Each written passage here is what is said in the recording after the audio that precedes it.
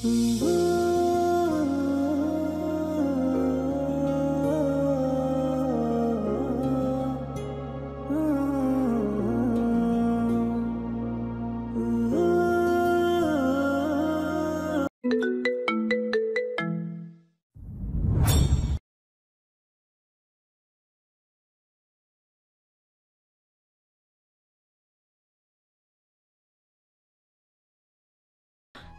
অপর পাশের ব্যক্তিটির কোনো আওয়াজ আসে না। ব্যক্তিটি আর কেউ না, বরং ড্রেভেন। ধাক্কার তীব্রতায় তার মাস্কটি নিচে পড়ে যায়। ড্রেভেন কিছুটা নিচে হয়ে মাস্কটি হাতে তুলে নেয়। আনায়া কিছু বুঝে উঠতে পারল না। তারপর ডান হাতটি দিয়ে মুখ ঢেকে নিয়ে পেছনে ফিরে আনায়ার দিকে এক ঝলক তাকায় ড্রেভেন। মুহূর্তেই আনায়ার শরীর কাঁপুনিতে ওঠে। তার দৃষ্টি আটকে যায় পুরুষটির নীল চোখে। আনায়ার ভ্রু যুগল সামান্য পরিমাণ সংকুচিত হয়। এই চোখ আনায়ার বড্ড পরিচিত। আনায়ার মনে হলো সেই চোখ আগেও কোথাও দেখেছে, কিন্তু ঠিক কথায় মনে করতে পারছে না। কিন্তু মনে হচ্ছে খুব কাছের, খুব আপন কারো চোখ। আনায়া বিচলিত কিছু জিজ্ঞাসা করতে যাবে, তার পূর্বেই ড্রেভেন পেছনে ফিরে মাস্কটি পরে একটুকু না দাঁড়িয়ে সামনে হাঁটা দেয়। হাঁটার সময় ড্রেভেনের চোখ মুখে অস্থিরতা ফুটে ওঠে। সে এক হাত দিয়ে মাস্কটি পুনরায় ঠিক চেহারাটা আড়াল করে নেয়। আনায়া স্থির দাঁড়িয়ে নিঃশব্দে তাকিয়ে রইল। তার হৃদয়ের গহীনে অজানা উত্তাপ ছড়িয়ে পড়ে। আনায়া অন্যমনস্ক হয়ে ধীরে ধীরে পিছিয়ে হাঁটতে হাঁটতে হঠাৎ একটি বড় দরজার সাথে ধাক্কা খায়। সাথে সাথে দরজাটি খুলে যায় আর আনায়া হুমড়ি খেয়ে পড়ে কনফারেন্স রুমের ভেতরে। ততক্ষণে চারিদিকে ঝলসে উঠে আলোয় ফ্ল্যাশের ক্যামেরা পরপর ঝলকানি, প্রেস মিডিয়া উপস্থিত। আনায়া আতঙ্কে দু হাতের চোখ ঢেকে ফেলল। এত আলো যে চোখ মেলে তাকানো দুষ্কর। পুরো কনফারেন্স রুমে সকলের মাঝে বিস্ফোরণের ঢেউ বয়ে যায়। সাথে সাথে সবার চোখ আনায়ার উপর। আনায়া ধীরে ধীরে এবার চোখ মেলে তাকায় সামনে। সঙ্গে সঙ্গে ভয়ে তার কলিজা শুকিয়ে আসে, কারণ ইভান ঠিক কনফারেন্স টেবিলের কেন্দ্রস্থলে বসে তার দিকে রক্ত লাভা চোখে তাকিয়ে আছে। ইভানের কানে আসে চারিদিকে মানুষের কথোপকথন। কেউ কেউ ফিসফিসিয়ে বলছে, মেয়েটা তো একেবারে পরীর মতো সুন্দর। ইভানের চোখ রাগে লাল হয়ে উঠে। সে এবার আনায়াকে পা থেকে মাথা অবধি একবার পর্যবেক্ষণ করে। তৎক্ষণাৎ তার মুষ্টি শক্ত হয়, চোয়াল শক্ত হয়ে যায় রাগে। ইভান উঠে দাঁড়িয়ে আনায়ার দিকে এগোয়। চারিদিকে ফিসফাস, চাপা গুঞ্জন, প্রেস মিডিয়া, সবার কেন্দ্রিক দিক এখন আনায়া। ইভানকে এভাবে কথায় দেখে আনায়ার কলিজায় পানি শুকিয়ে আসে। সে ভয়ে এক পা পিছায়, কিন্তু ইভান আকস্মিক আনায়ার হাত খপ করে ধরে নিমিষেই বেরিয়ে নিয়ে আসে কনফারেন্স রুম থেকে। কনফারেন্স রুমের সবাই এমন দৃশ্য দেখে একে অপরের দিকে মুখ চাওয়াচাওয়ি করে। কেউ বুঝে উঠতে পারে না মেয়েটির সাথে ইভানের কি সম্পর্ক। অপরদিকে ইভান প্রচণ্ড রাগে কাঁপতে কাঁপতে আনায়াকে টেনে ছাদে নিয়ে আসে। ছাদে পৌঁছানোর সাথে সাথেই ইভান আনায়াকে ঠেলে দেয়। আনায়া টলমল করে দু পা পিছায়। ইভানের নিঃশ্বাস ভারী হয়ে ওঠে, কপালের রগ তপতপ করছে, চোখ দুটো লালচে আগুনের মতো জ্বলছে। সে এক পলক চোখ সরাচ্ছে না আনায়ের উপর থেকে। আনায়া ভয়ে ফিসফিস করে বলে ওঠে, ইভান ভাই প্লিজ, আমি ইচ্ছে করে কিছু করিনি, সত্যি বলছি। আমি তো ইভান আনায়ার বাহু শক্ত করে চেপে ধরে বজ্রের মতো গর্জে ওঠে, চুপ, একদম চুপ। কলিজাটা টেনে ছিঁড়ে দেই, ওটা অনেক বড় হয়ে গিয়েছে তোর। আনায়া কেঁপে ওঠে। তার দু বাহু এমন শক্ত করে চেপে ধরেছে যে ব্যথায় সে চোখ বন্ধ করে ফেলে। কিন্তু পর মুহূর্তে কিছু একটা মনে পড়ায় আনায়া চোখ মেলে তাকায়। সোজা তার দৃষ্টি আটকায় ইভানের নীল চোখের মনির দিকে। আনায়া সম্পূর্ণ আশ্চর্য হয়। দুটো ব্যক্তির চোখে এত মিল কিভাবে থাকতে পারে। আনায়া মনে পড়ে যায় কিছুক্ষণ আগের কথা, যার সঙ্গে ধাক্কা লেগেছিল সে ব্যক্তি, তার চোখও ঠিক ইভানের মতো নীল। আনায়ার মাথার উপর দিয়ে যাচ্ছে সব কিছু, একটা হিসাব সে মিলাতে পারছে না। ইভান আর এই ব্যক্তিটার চোখের এত মিল কিভাবে হতে পারে, এটাই ভাবতে থাকলো সে। তার এই ভাবনার মাঝেই ইভান পুনরায় কর্কশ কণ্ঠে বলে ওঠে, তুই কোন সাহসে ওখানে গিয়েছিলি? কোন সাহসে? তোকে নিষেধ করেছিল না আয়ান? তোর কি এতটাই শখ নিজেকে দেখানোর? এত শখ? তুই কি জানিস ওখানে কতগুলো পুরুষের চোখ তোকে দেখছিল? ওরা তোর শরীর দেখছিল, তোর চেহারা দেখছিল। খুব ভালো লাগছিল তোর, তাই না? আনায়া ভয়ে কাঁপছে, কিন্তু মুখ দিয়ে কোনো শব্দ বের হচ্ছে না। তবুও সে নিরুত্তাপ দৃষ্টিতে তাকিয়ে বলল, আপনি যা ভাবছেন তা একদমই না, প্লিজ বিশ্বাস করুন। ইভান কোনো কিছু শোনার মুডে নেই। রাগ যেন এক মুহূর্তে আকাশ ছুঁয়ে ফেলেছে। হঠাৎই সজোরে একটা চর বসিয়ে দেয় আনায়ার গালে। আনায়া এক হাত দিয়ে গালটা চেপে ধরে ফ্যাল করে চেয়ে রইল ইভানের দিকে। ইভানের এহেন আচরণ তার হৃদয়ে গিয়ে আঘাত হানল। তখনই তার মাঝে জন্ম নিল ভয়ঙ্কর রাগ। ইভানের প্রতি ক্ষোভ জন্ম নিল আনায়ার হৃদয়ে। সে দু হাত দিয়ে ইভানকে ধাক্কা মেরে কর্কশ গলায় বলে উঠল, আপনার সাহস হয় কিভাবে? আমাকে চড় মারার কোন অধিকার নিয়ে আপনি আমাকে স্পর্শ করলেন? আমাকে স্পর্শ করার কোনো অধিকার নেই আপনার, বুঝলেন? ইভানের ক্রোধে চল শক্ত হলো। আনায়ার রাগে মুখশ্রীর পানে তাকিয়ে ইভান হুইস্কি কণ্ঠে বুলি আওড়ালো, তোকে স্পর্শ করার জন্য যদি আমাকে কাগজ কলমে স্বাক্ষর করতে হয়, তবে জেনে রাখ সে চুক্তি আমি বহু পূর্বে কলমের আঁচড়ে সিলমোহর করে রেখেছি। তুই আমার। আনায়া ইভানের অনুমতি তোয়াক্কা না করে এক হাত উঁচু করে ইভানের কথা থামিয়ে দেয়। আজ আনায়ার সাহস পর্যায়ক্রমে একটু বেশি বেড়ে গিয়েছে। ইভান সেটি লক্ষ্য করে অন্য দিকে ফিরে হাসল।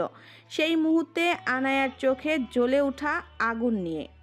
আমি আপনার কি বলে দিন আজ স্পষ্ট করে, আপনার কি কোনো কাগজ আছে যেটা প্রমাণ করে আমি আপনার কিছু? কারণ আপনি যেভাবে আঘাত করলেন তাতে মনে হলো আমি আপনার সম্পত্তি।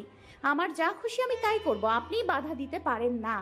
ইভান নিঃশব্দে এক ঝটকায় আনায়ার কোমর আঁকড়ে ধরে মিশিয়ে নেয় নিজের সঙ্গে। আনায়ার চোখ কোটার থেকে বেরিয়ে যাওয়ার উপক্রম।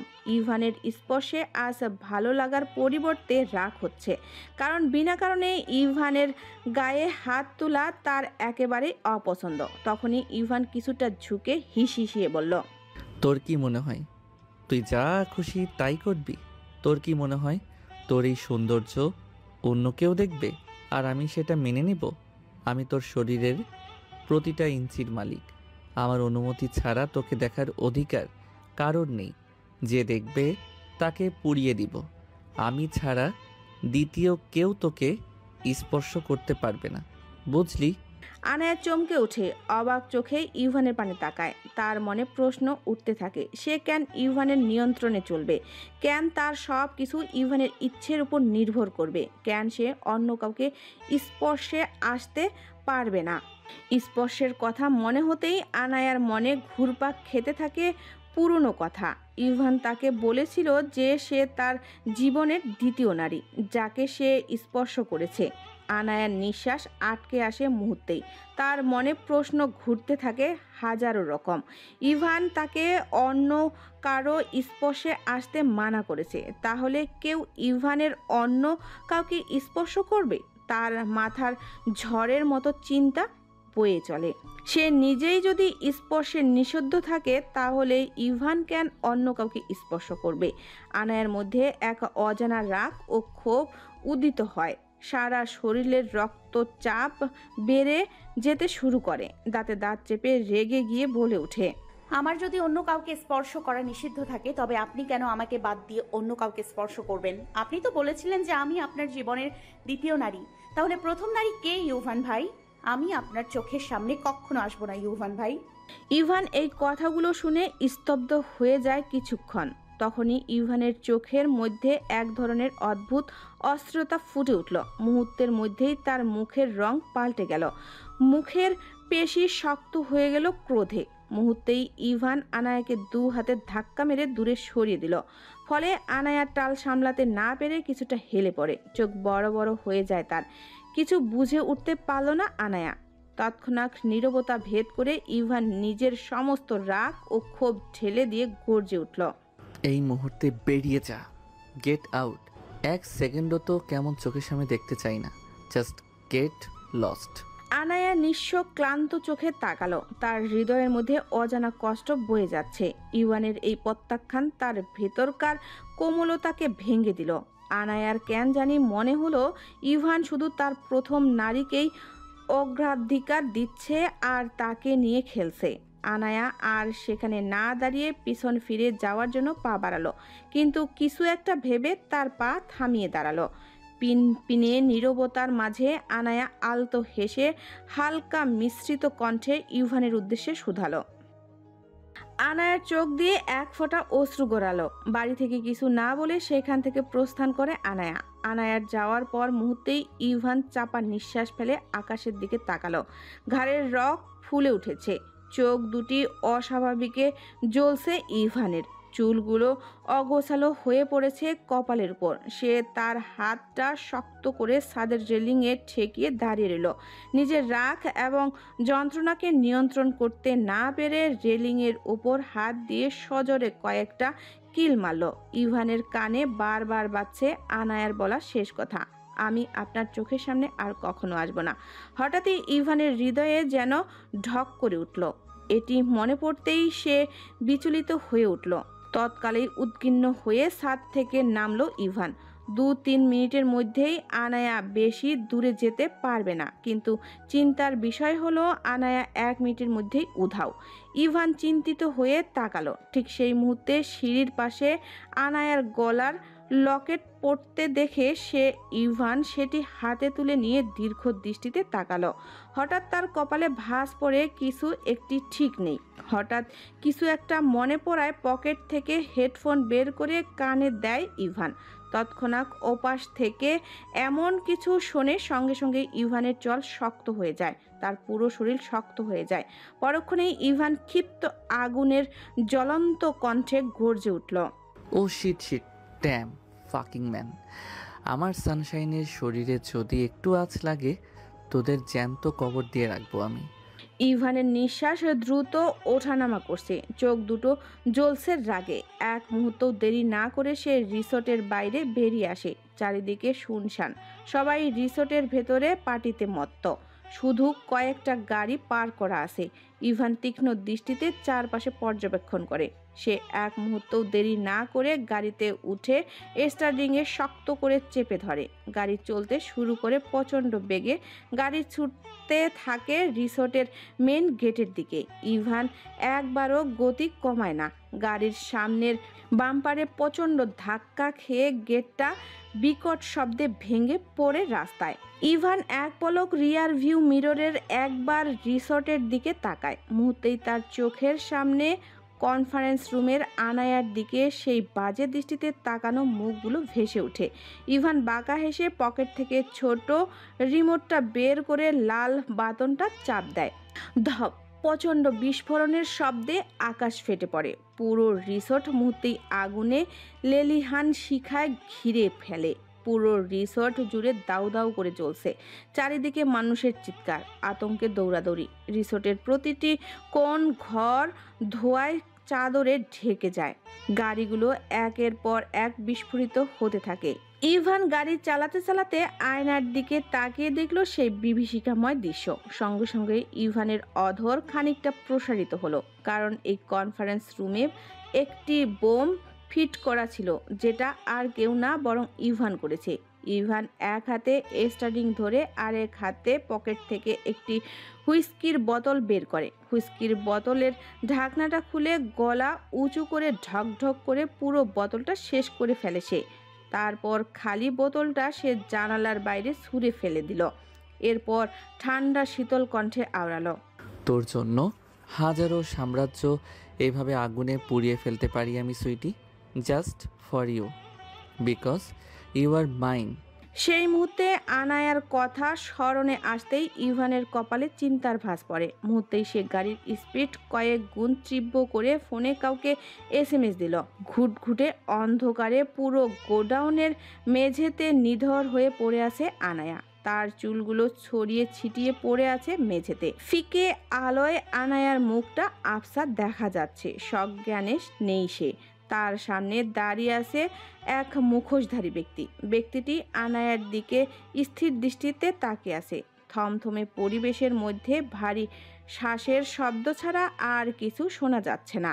ব্যক্তিটি ধীরে ধীরে আনায়ার দিকে এগিয়ে আসলো। তারপর এক হাত দিয়ে নিজের মুখোশটি খুলে ফেলে। মুহূর্তেই এক ঝলক চুল মাজা পর্যন্ত ছড়িয়ে পড়ে। ব্যক্তিটির চেহারাটি স্পষ্ট হয়ে ওঠে, সে আর কেউই না বরং ক্লারা। ক্লারা আনায়াকে কিডন্যাপ করে নিয়ে এসেছে এখানে তার লক্ষ্য পূরণের জন্য। ক্লারা হালকা হেসে মাথা কাত করে আনায়ার দিকে ঝুঁকে আসে। তার ঠোঁটের কোণে পাপিষ্ট হাসি খেলে যায়। হঠাৎ করেই সে ঠান্ডা বিদ্রূপ কণ্ঠে বলে উঠল, এবার তোমাকে কে বাঁচাতে আসবে জানো? ডিভেন হান্টার। পর মুহূর্তে এক ঝটকায় পেছনে সরে এসে উচ্চস্বরে হেসে উঠল সে। আনায়ার পানে তাকিয়ে পুনরায় অসভ্য ভঙ্গিতে বলতে থাকলো, কোথায় তোমার সেই পাগল প্রেমিক? এখন তো এলো না। So sad Anaya. আনায়া নিঃশব্দের চোখ বন্ধ করে আসে। ক্লারা আবার নিজের হাতের ঘড়ির দিকে তাকায়, ঠোঁটে ব্যঙ্গাত্মক হাসি ফুটিয়ে বলে ওঠে, সময় কিন্তু ফুরিয়ে যাচ্ছে ডার্লিং। কোথায় তোমার রোমিও? আর একটু পরেই তো তোমার প্রাণ বাঁচানোর দরকার থাকবে না। সে হাঁটাহাঁটি করে। আচমকা আনায়ার মুখের সামনে বসে ঠোঁটে হাসি নিয়ে বলে, ভাবতেই অবাক লাগছে, জীবনের প্রাণ ভোমরা আমার হাতে। উফ। ঠিক তখনই এক বিকট শব্দে গোডাউনের বিশাল লোহার দরজাটা ভেঙে পড়ে। দেওয়ালের সাথে এহেন জোরে আঘাত লাগে যে পুরো গোডাউন কেঁপে ওঠে। বাতাস ধুলোয় ভরে যায়। ক্লারা লাফিয়ে উঠে দাঁড়ায়, বন্দুকটা দু হাতে শক্ত করে ধরে। চোখ মুখে তার আতঙ্কের ছাপ স্পষ্ট। তখনই ভারী বুটের আওয়াজ শোনা গেল। আবছা আলোয় আগন্তুকের মুখবয় খানিকটা স্পষ্ট হয়। ব্যক্তিটিকে সামনে দেখে ক্লারার ঠোঁটে বিজয়ের ঠান্ডা হাসি ফুটে ওঠে। তখন সে ঠোঁটের কোণে বিভৎস হাসি নিয়ে বিষ মাখা কণ্ঠে বলল, ওয়েলকাম ডিভান হান্টার। ড্রেভেনের পিছু পিছু রিসার্টও আসলো। সে ক্লোরাকে দেখে এখানে কিছুটা অবাক হলো। ড্রেভেনের মাথা কাত করে আনায়ার মুখ পানে একবার তাকালো। মুহূর্তেই ড্রেভেনের অভ্যন্তরীয় আগ্নেয়গিরি জ্বলে উঠল তার দৃষ্টিতে। চোখের পাতা শক্ত করে ক্লোরার দিকে কঠোর দৃষ্টিতে তাকালো। ক্লোরার অন্তর কেঁপে উঠল সেই অগ্নি দৃষ্টি দেখে, কিন্তু বাইরে কিছুই প্রকাশ করল না সে। ড্রেভেন নিঃশব্দে ধীর গতিতে এগিয়ে আসতে থাকলো। এই দৃশ্য দেখে ক্লারা আতঙ্কিত হয়ে কাপা গলায় তড়িঘড়ি করে বলে, ওখানেই দাঁড়াও, সামনে আগাবে না। এক পা আগালে আমি ওকে মেরে ফেলবো। ড্রেভেন মুহূর্তের জন্য থামলো, মাথা একটু নিচু করে আনায়ের মুখ পানে তাকায়।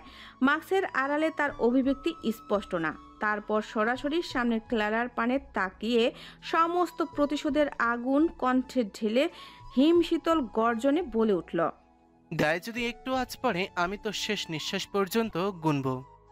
ক্লারা উদ্মাদের মতো উচ্চ স্বরে হেসে উঠল। তার হাসির শব্দ ঘর কাঁপিয়ে তোলে। পুনরায় উগ্র গলায় ক্লারা চিৎকার করে ওঠে, ফর্মুলা দাও ডিভান, আমি ওকে ছাড়বো না ফর্মুলা না দেওয়া পর্যন্ত। ড্রেভেন ঠোঁটের কোণে ব্যঙ্গ হাসি ফুটিয়ে দৃষ্টিতে অমোঘ তাচ্ছিল্য নিয়ে বলল, তোর মতন নর্দমার কিটের হাতে ফর্মুলা তুলে দেব? ক্লেরা আর সহ্য করতে পারে না। তার সারা শরীর ক্রোধে থরথর করে কাঁপে। সে মুহূর্তে উন্মাদের মতো চিৎকারে ফেটে পড়ল, নিজের প্রাণ বাঁচাতে চাইলে ফর্মুলা দাও, তুমিও মরবে, এই মেয়েটাকেও নিয়ে মরবে।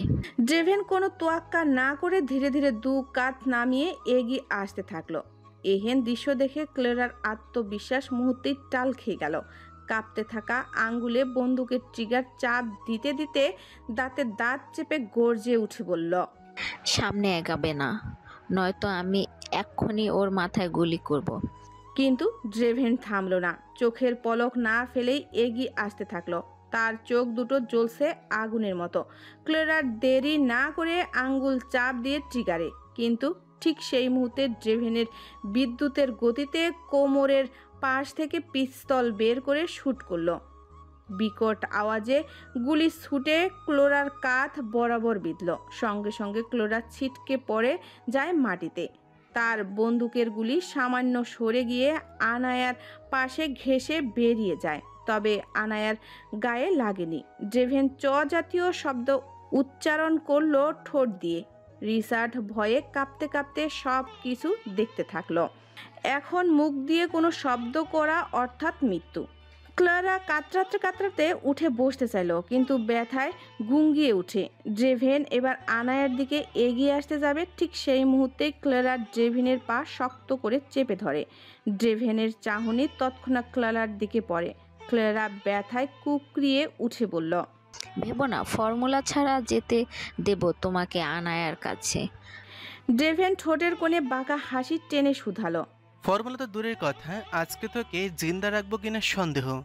ক্লারা দেরি না করে পাশে পড়ে থাকা লোহার রডটি হাতে তুলে নেয়। ক্লারা সেই রডটা ভীষণ বেগে ড্রেভেনের মাথার দিকে ছুঁড়ে মারে। ড্রেভেন সামান্য নিচু হয়ে বাঁচে। রডটা পেছনের কাচের জানালা ভেঙে দেয়। ড্রেভেন এবার ক্লারার দিকে লাফিয়ে পড়ল, এক হাতে ওর গলা চেপে ধরে দেওয়ালে ঠেলে দেয়। মুহূর্তেই ক্লারার চোখ কোটর থেকে বেরিয়ে যাওয়ার উপক্রম, কিন্তু ঠোঁটের তবু বিকৃতি হাসি নিয়ে বলল, আমাকে মেরে ফেললেও পাবি না তুই, কারণ কে কে আবার নতুন কাউকে পাঠাবে ফর্মুলা নেওয়ার জন্য। কয়জনকে মারবি তুই? হ্যাঁ। ড্রেভেন চেপে রাখা ক্রোধে বলল। আফসোস কেকের ইচ্ছাটা অপূর্ণ রয়ে যাবে। বলেই ক্লোরাকে দূরে ছুঁড়ে ফেলে দেয়। ক্লোরা ছিটকে পড়ে আরেকবার। ব্যথায় কাঁপতে কাঁপতে উঠে বসার চেষ্টা করে, কিন্তু এবার আর পেরে উঠল না। ড্রেভেন সেটা দেখে ঠান্ডা গলায় বলল, যেখানে পড়ে আছিস ওইখানেই পচি মার।